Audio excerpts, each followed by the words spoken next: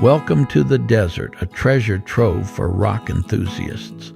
Whether you're a beginner or an experienced collector, today we'll learn how to identify rocks and minerals like agates, jaspers, and quartz in the wild.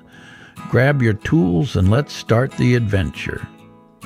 To identify rocks in the desert, you'll need a few essential tools. A geologist's hammer and chisels help you break samples cleanly.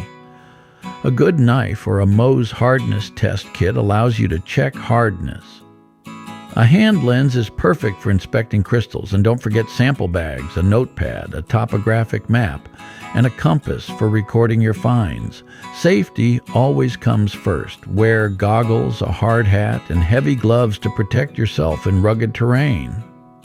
Hardness is a key clue for identifying rocks and minerals. The Mohs scale ranks minerals from 1 to 10, with talc at 1 and diamond at 10. Your fingernail is about 2.5, so it can scratch gypsum but not calcite. A copper penny is around 3, and a knife blade is about 5.5. Quartz at 7 is harder than glass. For more accuracy, get a Mohs hardness test kit. Let's try it. Here's a rock.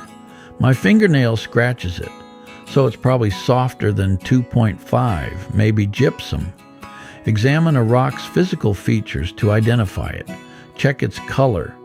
Olivine has a greenish tint. Luster reveals how it reflects light, metallic or non-metallic. Cleavage shows how it breaks, jagged or smooth.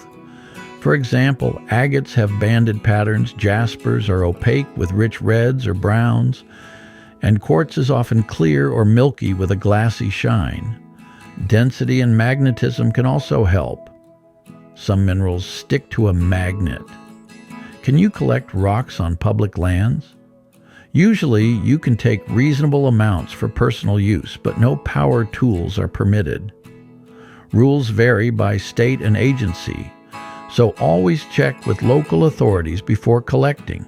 Respect the land to keep it open for future rockhounds. Want to meet other rock enthusiasts? Join a local club through the United States Club List by Albert Zabinski, or visit Quartzsite in Tucson, Arizona in January and February. These rockhound hubs host huge gem shows with thousands of vendors selling everything from agates to fossils. It's a great place to swap stories, trade specimens, and learn from experts. Rock collecting is a fun activity for families.